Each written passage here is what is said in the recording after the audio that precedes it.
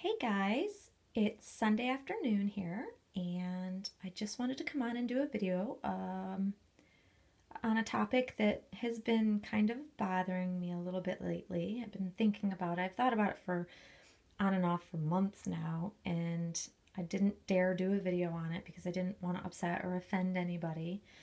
And just have been trying to carefully think of the best way to come across on the topic. And it's about our expectations in silicone dolls or even reborns or sculpted dolls. It's just kind of our expectations of, the doll when we purchase it. And I know it's kind of one of those taboo subjects, I think, in the collecting community because we never want to speak up and offend the artist that we may be purchasing the doll from if we're not completely satisfied with the doll. And so I just wanted to kind of talk about it a little bit, and hopefully I will come across in a non-offensive way to anybody that's watching. First off, I want to preface this by saying I think that every single doll artist out there puts their heart and soul into these beautiful creations. I don't think they ever set out to have an issue with a doll or to make a doll in a way that someone wouldn't like the doll. I think they really truly try to achieve, the perfect doll for collectors. I think some are just newer at it than others. And I think there's a false conception of, the more you spend on a doll, the better quality, the more perfect it's going to be. And from my own personal experience, that's just generally not been the case. Sometimes it really is, and that may be the case in some instances, but not 100% across the board, unfortunately. I think that some artists have built a very big name for themselves, and they make beautiful babies, and, that doesn't mean they're perfect, is I think what I want to say. So, for an example, I guess, I will use Romy's Babies as an example. And Romy is a fantastic artist. I think she creates some of the prettiest babies out there. And I've had the fortunate ability to have had 3 of her babies in the past in my collection. Let's see, one was a full body and 2 others were cloth body. So I have had the opportunity to actually see her dolls up close and in person. So it kind of makes me chuckle a little bit when I see so many ladies that you ask, who's their dream baby? And the first, if you're talking silicone, that's usually what's going to be at the top of everybody's list. For the dream silicone, it's going to be a Romy, silicone baby. And not that the dolls weren't gorgeous and beautiful and everything else, but as much as I think Romy is a fantastic artist, I just didn't think they were for me. I didn't keep any of them very long just because I think I tried and tried and tried because I really wanted to love the dolls and I really wanted to bond with the dolls. But for some reason I didn't. And there were certain things about the dolls that I didn't care for. Just like with any doll that I've had. I've had a lot of silicone dolls come and go from my collection over the years, and some were very expensive, and some were mediocre, and some were very inexpensive, and I liked or disliked certain things about every single doll that's come in here. But, I would never spend $10,000, $12,000. I wouldn't even spend $8,000. I mean, there's a limit to what, even if it's the best doll ever made, there's just a limit that I just couldn't allow myself to spend. Because I don't have endless amounts of money in which to spend on these dolls, so I have to save, and just like the majority of everybody that's collecting, we have to save and work really hard to be able to have any doll in our collection. So knowing that Romy's dolls are beautiful, they're just not 100% for me.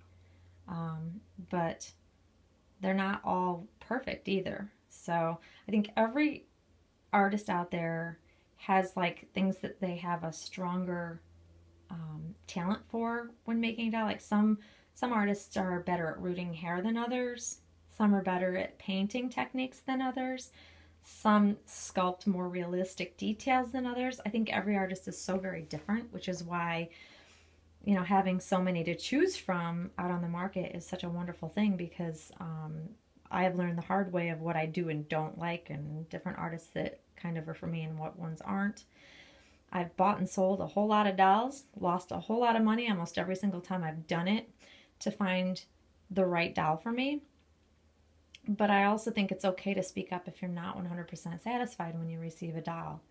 Whether you spend $500 or $5,000 on a doll, you know, in the end, if you had certain expectations, you should be heard, I think. I think it's only going to better the artist if we tell them, hey, this wasn't, you know, what I expected. And, you know, most artists are absolutely 100% will stand behind their work and say, okay, well, let's see what we can do to fix it, which is what I love about this hobby. I think most artists really care about what we think and they want to please us. So I feel like most women just won't speak up if they don't like something, and they'll end up selling the doll rather than go back to the artist and tell them they don't like something. But most artists are really great and willing to work with you on it, especially to make you happy. So I guess, sorry, I'm trying to hold the phone still. I guess in the end of this whole kind of point of mine is that I would never want anybody to be afraid to speak up if they want to make sure that they're happy in their investment. And I think a lot of women really are still afraid. They're just so afraid of offending artists. And I've even felt that way. Like, I would never want to offend an artist because, like I said, I think that they work very, very hard. And any way, shape, or form you look at it, every artist has a fantastic talent to even be able to do what they do, in my eyes. And that goes for silicones, that goes for, you know, reborns. I think it's just amazing the talent that comes from these artists. But I also see it as if they don't hear any of our feedback, they won't know what us as collectors are looking for and what makes us happy. So I generally, if I'm not 100% thrilled with a baby, I'll let the artist know. I do it in a way that I hope is non-offensive. Like I said, this video is not meant to offend anybody or put down any artist. I think they're all fantastic in their own ways. And, you know, if you're newer to collecting dolls, it's just a huge world out there of, you know, choices. And, you know, if you don't find a doll immediately that you love, eventually you will find one that you love. It definitely happens, and we all like different things for different reasons. I have learned, like I said, the hard way and the expensive way, which artists tend to work best for me, I guess, that I lean towards, because I like the quirkiness of them, or the realness or realism that they are able to achieve. And, you know, I've had lots of people be like, oh, I don't know what you see in that doll, which, you know, our different choices and what we like and don't like is what makes the world go round. So I think that's the wonderful diverse thing of the doll world. So, like I said, I hope I didn't offend anybody. I just want people to know that it's not really ever the amount of money you spend on a doll that makes it special. I think that it's, you know, a bond that you have with a doll, you know, is what makes you love a doll. I mean, there's something I see in particular dolls that make me absolutely head over heels in love with them. And no matter what anybody said to me about them would never change my mind, because it's just something I see in them. For instance, little Janica, I can't even tell you how many people have made weird comments about what they don't understand what I see in her. She looks weird when you photograph her. She just has a wonky look to her. And I would have to agree. I would say 100% this doll does not photograph well at all. But when you see her in person, and believe me, it's frustrating because I wish people could see her. I wish I could literally tote her around and show her to all of my dolly friends so they could see exactly what I see in her. And even if they saw her in person, they may not see the same things that I see in her that I love.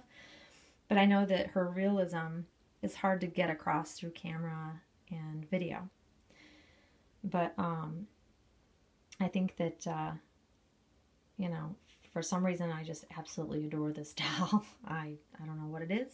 It's many things, I think, wrapped up into a cute little package. But my point in sharing that about her with you is that beauty is in the eyes of the beholder. And I think it's very true with dolls. And I watch a lot of YouTube videos on here, and I think everybody's babies are absolutely beautiful, and the bond that each person has with them is what makes them so special. And I think the way we role play, some role play more than others, but the way we dress them and things gives them a little bit of a personality, even though, yes, we all know they're a doll. But that's the fun of the collecting part. It's fantastic fun. But yeah, I think I've rambled on for over 10 minutes now, so I apologize for rambling, but I just kind of wanted to get the point across that y'all are in good company out there. I think we've all felt like we aren't necessarily satisfied. We move on dolls. I'm probably one of the most fickle collectors out there. I've moved in and moved out dolls, so many dolls that I can't even count them to find the right one that took me years to find, I guess. And I just want to let everybody know that I think we're all a wonderful support system for all of us doll collectors out there. And anybody that would ever want any advice, I'm happy to give it. I know a lot of people message me and ask my opinion on different dolls just because I've either had them before or they've heard me talk about having different artists or whatever. But I'm definitely here for anybody if they ever want any advice. Not saying that I'm an expert. I am definitely not, but I can definitely share my experiences with certain doll artists and different dolls that I've had, because I've had a ton, it feels. My pocketbook will tell you I've had a ton. There you go. But anyways, there it is, guys. There's my view on, our expectations in dolls of any kind, I guess, in any medium. And I hope that came across well. So I'm going to go finish my chores for this Sunday afternoon, because I feel like I haven't gotten nearly enough done. And I'm back to work tomorrow, so gotta make sure things are done in the house. And there's little Miss Janica. Still looking pretty content. And I'm gonna check this out and see if it's super grainy. So every time I do it up close, it just looks grainy. So we'll check it out on the computer and see if it actually comes across that way. If it is, I apologize if the quality is crappy. But anyways, enjoy the rest of your day, guys. And we will see you all soon. Thanks for watching. Bye-bye.